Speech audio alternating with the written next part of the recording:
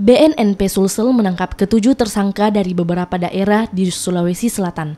Selain ketujuh tersangka, petugas juga menyita 5.737 gram sabu, 999 butir pil ekstasi, 11.110 gram ganja, dan narkoba jenis baru New Psychoactive Substance 17 gram.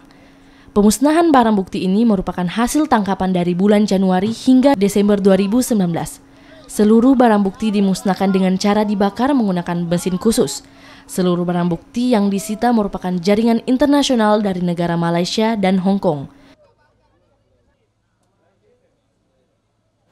Kalau lihat barang buktinya memang tidak sebenarnya 16.000 sekian gram sabu, kemudian 14.535 gram ganja, 1.506 butir pil ekstasi.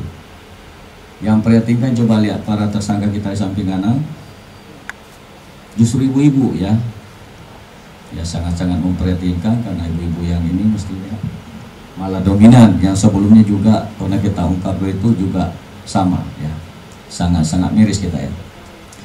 Kemudian kemarin baru-baru kita juga melakukan berhasil di pengungkapan narkotika sabu yang belum masuk di sini, barang buktinya ada 3,7 kg sabu di Parepare.